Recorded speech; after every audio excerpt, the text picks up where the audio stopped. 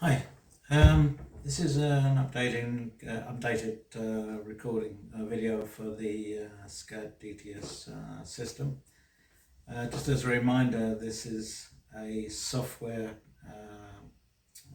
package that enables the user to edit and run thermohydraulic and electrical circuits, and these can all interact with each other through the MySQL database, and which acts as the shared memory for the system. So with further ado, if we log into the system and we log into the account, and obviously I've created several examples of systems, projects, systems, circuits. So if we take the top one, then we come to the system. So you can have several systems associated with a project, several projects associated with an account, and several circuits associated with a system. So once we select on the left hand side, then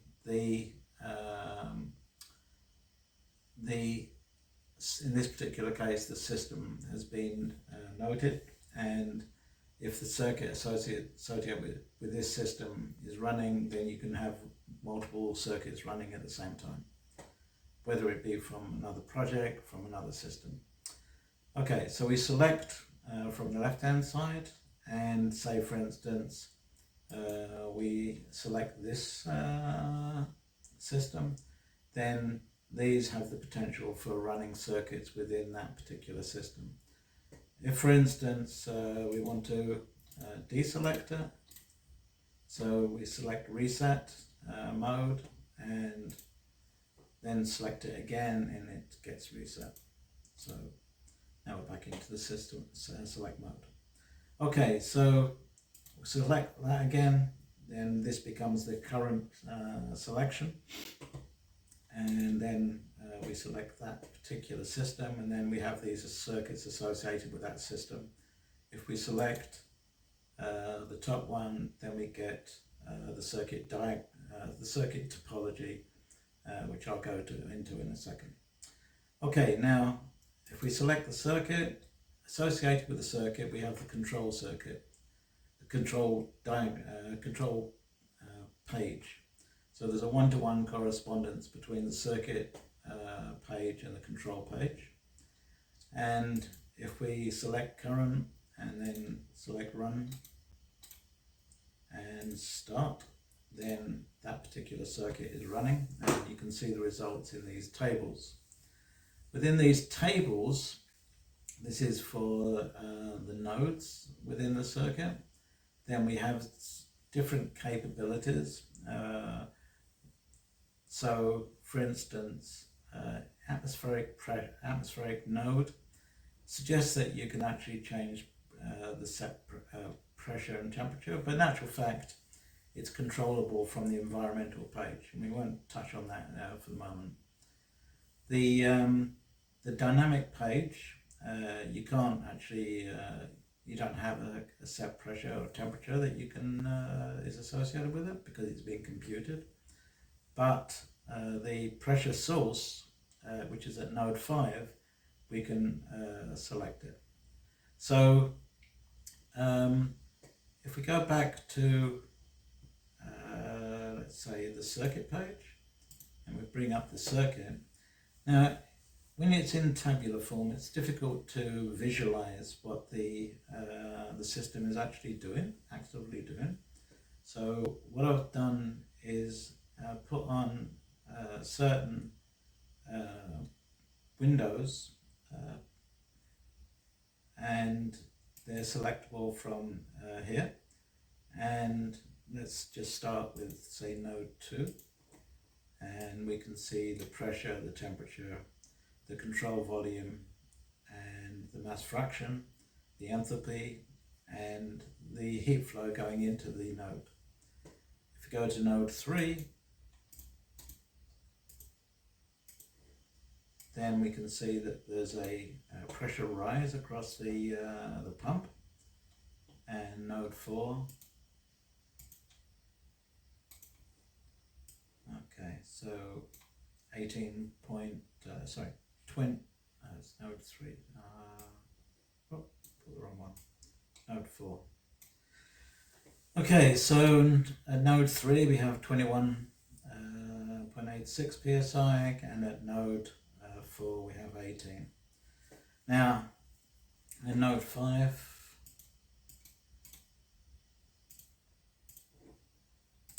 okay, as you can see, there's a difference between this display and this display. This is because this is a boundary condition and this is the pressure source. If we go back to the tabular data, you'll see that this is actually a pressure source, and we can adjust it accordingly. Now, if we go to the links, and let's say link 2, and you select links.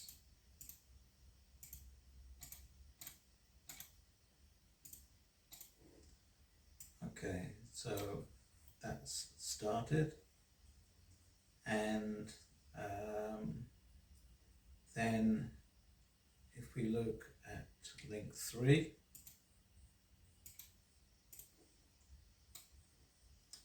again, these are different, and the reason being that there's no valve here, so you have the valve information because we have a control valve here. We have the gain, because this is a downstream pressure regulating control valve. It's controlling the pressure at node 4, and the valve is fully open because there isn't enough pressure here in order to regulate the pressure at this point here, which is at node 4, 18 psi. Now, if we look at link 4, we got no flow here because the valve is closed. Right, now if we, let's say, increase this pressure to say 60 psi, okay, and then open up the valve.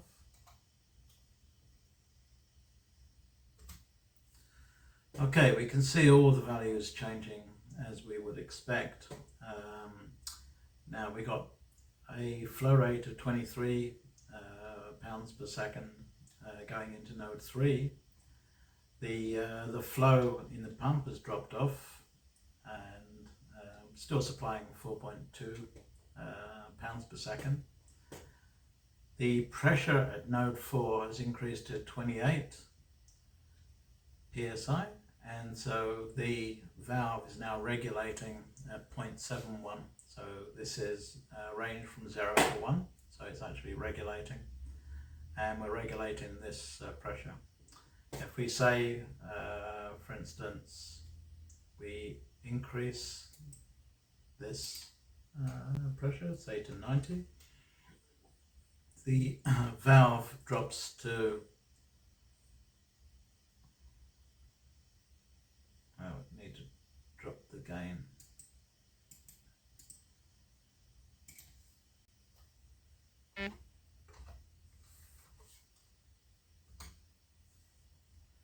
Right, so this is the gain for the PID controller associated with this particular valve.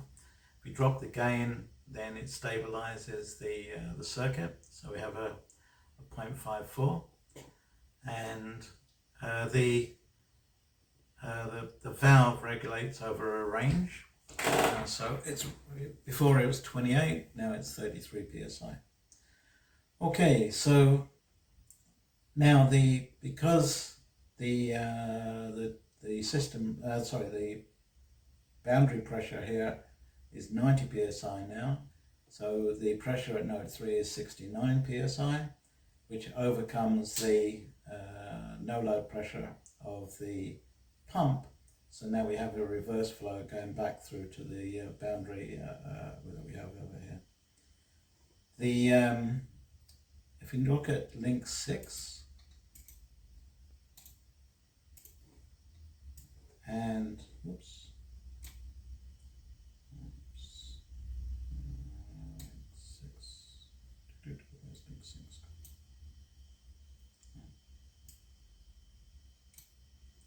okay, let's do that again. I think 6 is around somewhere. Oh, there it is. Okay, so the valve is closed, but we can open it and see the consequences.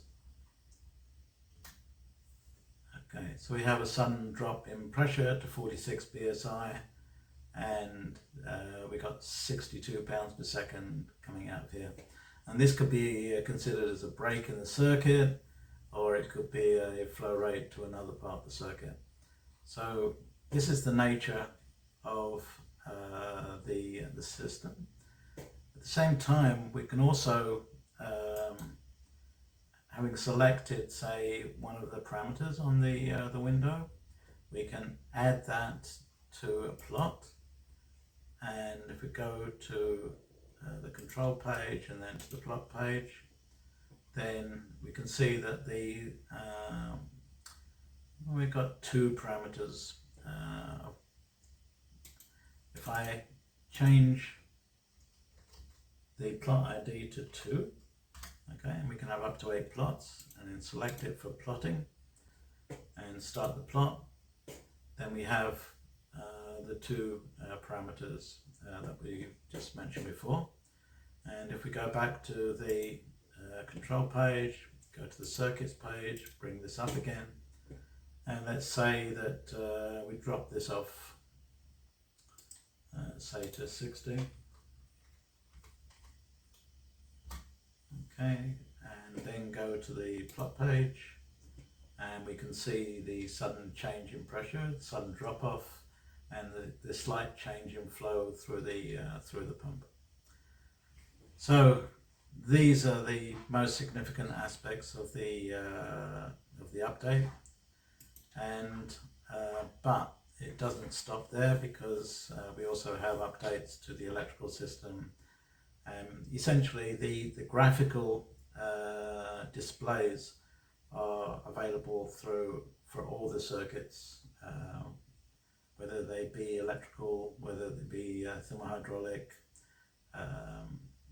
subchord, or multi-phase, homogeneous flow, but multi-phase.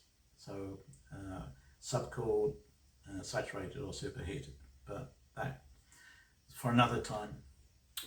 Okay, thank you very much. I hope you take pleasure in seeing this, and perhaps you'll get back to me for any further questions that you have.